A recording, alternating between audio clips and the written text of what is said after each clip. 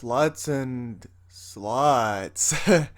It's Spawn issue number 41. Let's go. We start off with a massive description of what Armageddon is and why Spawn was chosen for it, which you guys know by this point because they've told us quite a bit.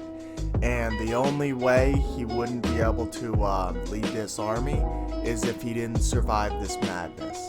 The curse extracts necroplasm from Spawn's chest, like a fuck ton of it, and Spawn has no limbs, so he can't really move at all. And the curse says, how does that feel? So, you know, cause Spawn did kind of torture him just a bit. He tells Spawn that each of his body parts are being saved and preserved so he can send them to the greatest minds on the earth to study. As Spawn sleeps, he dreams about his past self, you know, being in the war and seeing the true horrors of war. Al Simmons was then captured so that they could extract information from him, and they tortured his friend that was tied up behind him, chopping off every single one of his limbs, like his hands, his feet, etc. And that's the first time that Spawn didn't even want to say information, he just wanted to kill, he just wanted revenge.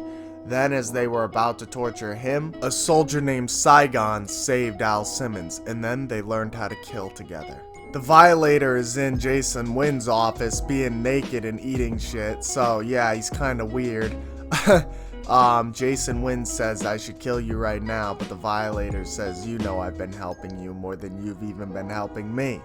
He says you need to hold up your end of the bargain, right? Because the Violator helped him with all of the other agents and all that shit and making everyone believe him, right? So what the Violator wants Jason Wynn to do is drive Spawn crazy. He wants him to have the noose around Grandma Blake's neck, Wanda's neck, and Terry Fitzgerald's neck. He wants that noose to get very tight. Cygor has been moving south for 5 days straight, and this other guy is like trying to make love with his woman, but he's drunk, so he's kind of gross and she doesn't want to do it.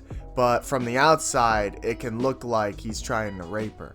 So Cygor then tears off the hood of the car, easily crunching it, and then the guy pulls out a knife, stabbing Cygor. Cygor gets pissed off and starts charging away, bursting through all of the cars, sending them flying into the air. Then we have these dudes that are trying to pinpoint Cygor's location so they can capture him.